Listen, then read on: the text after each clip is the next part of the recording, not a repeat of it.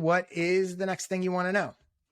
I want to know, how can you market yourself on social media if you do multiple things that serve different demographics? So, for example, like I myself, none of us are monolithic, but I'm an Yeah. activist, as we are just kind of talking about. Mhm. I am a podcaster, but I am an advocate for mental health, but I'm also a photographer.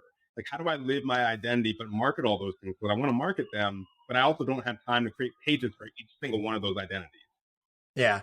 Yeah, it's funny. This is such a common question, and everybody, including myself, struggles with this. I think especially what's interesting is the kind of people that tend to be creative and entrepreneurial and do things like to do lots of things. So they very quickly, or I should say we very quickly run into that problem of like, well, how do I do all this and not confuse people and whatever? So a few things here. So the first thing is, in general, I speak from experience. I've made this mistake multiple times. In general, I don't recommend having multiple different accounts if you can avoid it. I think that it always seems like a good idea at the time, but really to succeed or build any traction on any social media platform takes a lot of time and effort, and you're going to stretch yourself too thin. And it's going to get confusing. And then you're going to have some stuff that you're like, well, this kind of applies to both things. And where do I put it? And again, I've done it multiple times. Not that you can't do it and not that it can't work, but my advice is typically, if you can at all avoid it, avoid having multiple accounts. Good. I was so afraid you were going to tell me I just have to do it. Yeah, no. It's a trap. Be careful. Like I said, one I've fallen into multiple times. And still to this day, I'm like, oh, maybe I should start up a separate account for that. And I'm like, oh, no, don't do it. What I think you should do is you want to sort of zoom out. You want to start with asking yourself, what do you really want to happen in general? Like, you ask yourself, what am I actually trying to accomplish? Why am I using social at all? Like, I'm doing all these different things. What is really the most meaningful thing for me? And I don't even necessarily mean by topic, but like, what is really my goal here? When you do multiple things, all those goals are not equal. So you might enjoy photography and activism and all these different things, but something's more important to you than others. So I think getting clear on like, at least what is my top priority?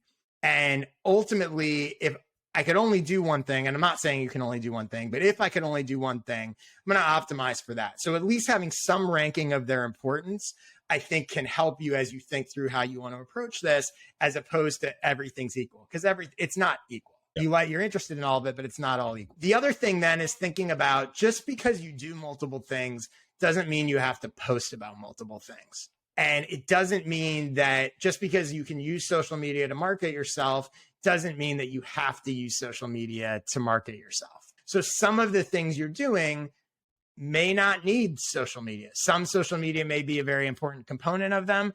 Others, you may go, you know what? I can do my photography or my activism or whatever it is, and I don't necessarily need to be tweeting about it all the time or whatever. The other thing I would say is, even though what I'm about to advise you about is to sort of focus your stuff, I will say you can post about whatever you want. Like, there's no rules to this. So a lot of times people talk as if, and I do this as well, talk as if there's rules. Oh, don't do that. It's not going to work. There's lots of people that are very successful and they're tweeting about whatever the hell they want to tweet about whenever they want. So it's not that you can't succeed, but I do think that the less focused you are, the harder it becomes for you to succeed. Again, quote unquote, succeed. So here's what happens if you talk about completely different things and different topics. So every social media post, every individual social media post is an audition. With every post, new people can decide to follow you. People that are following you can decide not to follow you. So what happens when you're posting about a bunch of disparate topics? Let's say you're only posting about 2 topics that are totally unrelated: photography, activism, whatever it is. And let's say 50% of your posts are about each. Well, if 50% of what you post isn't of interest to one of those audiences, that makes people less likely to follow you and more likely to unfollow you, because they're looking at your account and they're going, I only care about 50% of this guy's stuff. Or they're following you and they're going, half of what this guy posts, I don't care about. And it's not just the unfollowing, because the other thing to keep in mind is with the algorithm, just their decision not to engage with a post, every time someone doesn't engage with one of your posts, it makes them less likely to see the next one. Yeah. So if they like the 50%, but half of your posts, they're not ever engaging with, they're going to start to see fewer and fewer of the posts they do like. So there is a real cost to posting about things that are completely disparate. And that example is if you only cover 2 different topics. You can imagine if you cover 3 or 4 or more, which most people do, it becomes infinitely worse. Yeah. Okay. But a few things you can do to tackle this. There are some kind of end arounds and ways that you can kind of do multiple things and make it work. So one is maybe you decide one social media platforms for one audience and another's for another. There's no rule that says you need to do the same thing on each platform. So you might decide Twitter is all about my activism, Instagram's all about photography.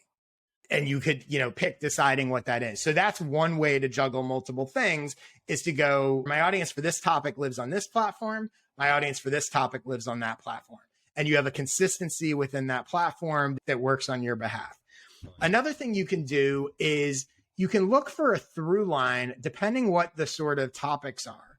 You can look for a through line that connects your various topics. So for example, let's say that I was like, I really want to tweet about sports. I also want to tweet about business. These don't really have anything to do with each other unless I focused on the business of sports, but let's say they were totally different. When it comes to niche, it's not just the sort of topic. There can be an underlying through line. So I might say, yeah, I'm interested in sports and I'm interested in business, but I'm really interested in underdog stories. And I'm going to focus on underdogs in sports and underdogs in business. And that means that the quote unquote topics are different, but it all feels synced up. It's an interesting exercise anyway, to go like, what connects all of these different interests? So you might say, I'm interested in activism and podcasts and photography, but what I'm really interested in is the unique way African Americans see the world. And express it through their photography, through their podcasts, through activism. Now, that becomes nuanced, but you can certainly make that work if you then apply that filter or lens to the things you're talking about. When you pick that sort of filter or through line, it can actually help you create more interesting social posts. Oh, yeah. Because even if you want to do, let's say, I want to talk about photography and I want to talk about this new camera, the default or the fallback would be, oh, look at the tech specs of this new camera, blah, blah, blah. But if you're like, no, I want to talk about this new camera in the context of the unique way that people see their world or express themselves in the world.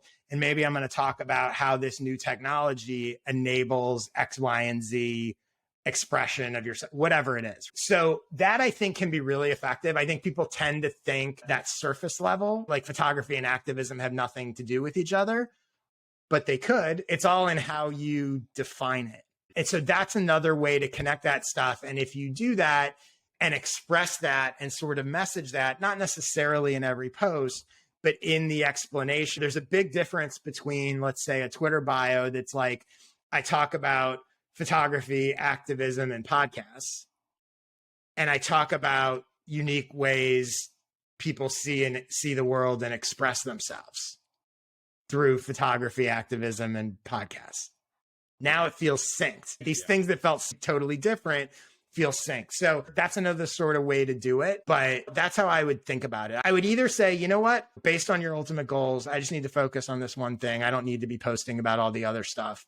Or those are your 3 options. So that's option 1. Yeah, option 2 is I'm just going to do different things on each different platforms. Mm-hmm. And option 3 is I'm going to draw a line and connect all these things somehow. Or option 4 is ignore everything I said and go start multiple accounts and then come back on and I can tell you I told you so a few months from now.